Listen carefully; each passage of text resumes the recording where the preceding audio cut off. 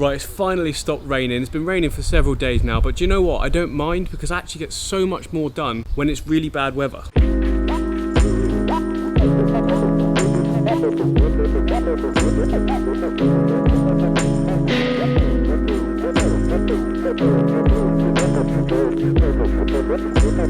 Now, I don't know what it is, but whenever the sun's out, all I want to do is just grab a cold beer and sit in it. Maybe it's because in the UK we don't get a lot of good weather, so when we do, I try to take maximum advantage of it for as long as possible.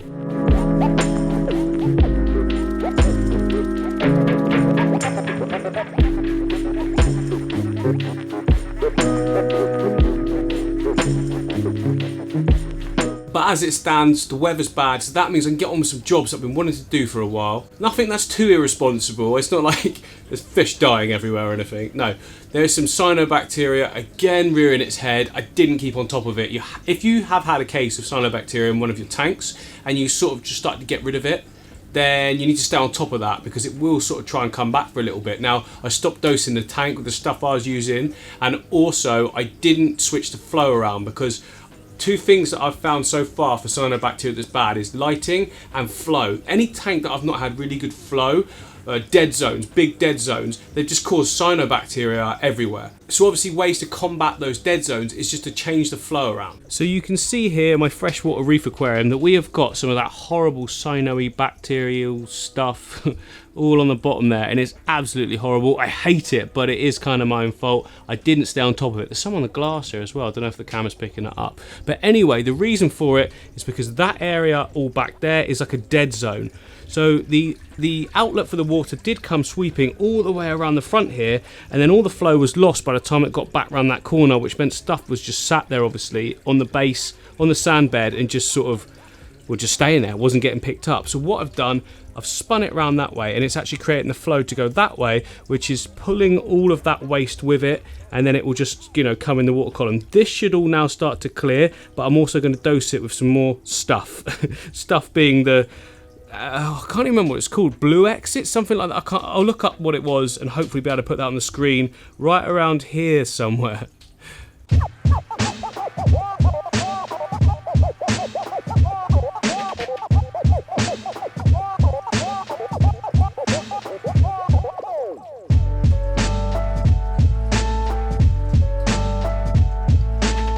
Now the thing is, I've had tanks before with no flow at all. I've had a no filter tank that was not quite as big as this one, but almost as big.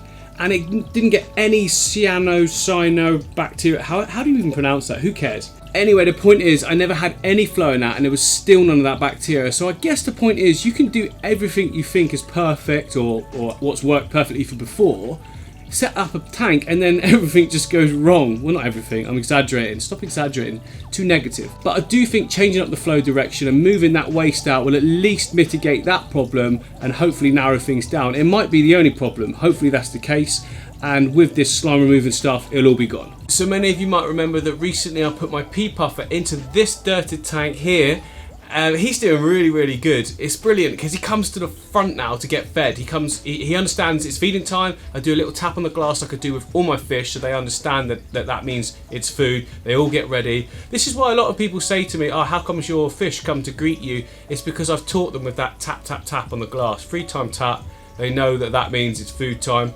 And also the pea puffer's eating from the tweezers, which is brilliant, because before I used to just put a few bloodworms into the tank and then leave it because they would never come near me with the tweezers. But for some reason in this tank, I don't know what it is, he'll come right up to the tweezers and just peck and eat them out of there, which is really good to see. It also means you can monitor their food a little bit more, just to make sure that they're getting everything that you're putting in there, none of it's going to waste. Click subscribe. Right, this is exciting.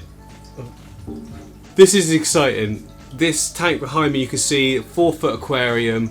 It's got 3 out of focus bits of wood in it at the moment, but I can't wait. I've got everything I need now, apart from one small thing, which is fine. We don't need that to start the build of this one. Now I'm going to be starting it after I finish this video, in fact. Coming up though is another Ecubana aquarium, but with a big twist on it. It's the bigger version that I told you guys about. Do I give you a sneak peek? No, I'm not going to. Go to my Instagram now, MD Fish Tanks, MD_Fish Tanks, yeah, something like that. Anyway, search for me on Instagram. Very shortly I'll be posting a sort of preview of it to come. On Thursday or Friday, one of those days, I'm hoping to post the full build video on it. It's a really good one. It's turned out way better than I thought. It's got a full-on oriental feel to it, and it's going to be home to Mike, my betta fish, so that's one to look out for. But this one behind me is going to be the Asian aquarium. So I was going to try and do some sort of kind of Asian biotope, that sort of thing. But as soon as you stick the word biotope in there, everyone jumps on board and wants to attack you if you put the wrong things in. Now, I don't want that kind of pressure in my life. I'm quite happy with just calling it an Asian fish aquarium. We'll go with Asian fish because we've already got the South American style, apart from the dwarf neo and rainbow fish that are over there. But other than that, it's all South American fish. I'm just pointing at that one there. Anyway, so I want this one to be like the full Asian aquarium. I think that'll be really cool, but I don't want to limit myself to just the Asian plants. It mostly will be because, to be honest, a lot of the plants I use are Asian plants anyway, like cryptocorynes and all of the rotalas, I think they are as well. I'm not great on the location of some of these things, but anyway, who cares? Like, if you're that worried about those sort of things, then this is probably not the right channel for you. But I do know I'm going to do it a little bit differently to how I've done it before, because I'm going to be doing it full dirted, not garden dirt. I've got the Tropica substrate powder, which is essentially just dry dirt anyway. I've got some old soil as well. I'm going to put that all in, cover it all in sand, so we've got that sort of even base, and then I'm going to build around that, whereas usually I have done before is build the retaining wall, decorative sand at the front, the proper sort of ADA way. This time I'm going to do it differently to that. I want to do a proper dirted tank. I just find that the plants are absolutely brilliant when I do this. Brilliant. Sorry. So yeah, we've got that to look forward to. I'm going to start that build soon. I've stopped doing a vlog style for the builds because I just feel like a video should have a start, a beginning. That's the same thing. A beginning, a middle, and an end. And there's something about having it all in one longer video that I just think makes it kind of more special. Plus, I really enjoy doing build videos in one whole thing. Hopefully you guys do as well.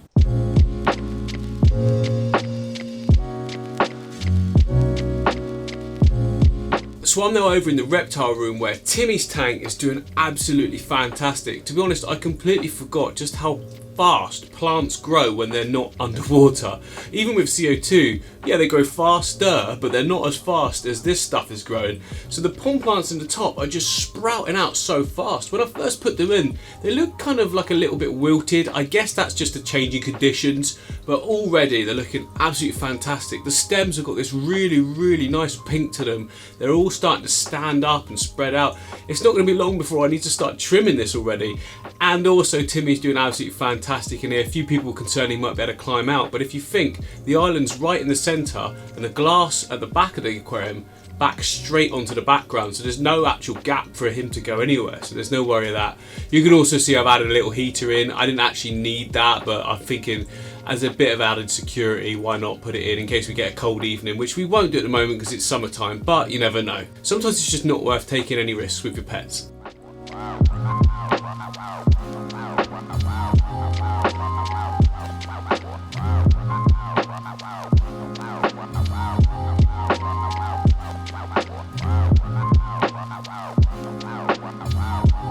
So here is Mike's current temporary tank. Let me step back a little bit for you. Just a little, ow, just tripped over something again. Anyway, he's doing really, really well. So you can see there, look, we've got a little heater and a filter in for him and a full carpet of Monte Carlo that I took out of his previous tank. Now that's going to be going in the new Asian fish aquarium. You did use some of it in the new Ecubino aquarium, as you'll see, but look at him, he's so cool. Oh wait. In a moment he will feed me. Why is every animal I have Russian? Anyway, look at that. Look at how good that is. There's so much of a root system already on this whole thing, and it's going to be planting straight into that new aquarium with an awesome substrate as well. Well, I'm going to do that full dirted bottom, like I said. This all it had before was just aqua soil, which you can see some of it on the bottom there. So that is going to grow like a weed across that, hopefully. I've also got loads of pots of Glossostigma that Aquarium Gardens have sent me, which is going to look fantastic. The two of them mixed together, oh, can't wait.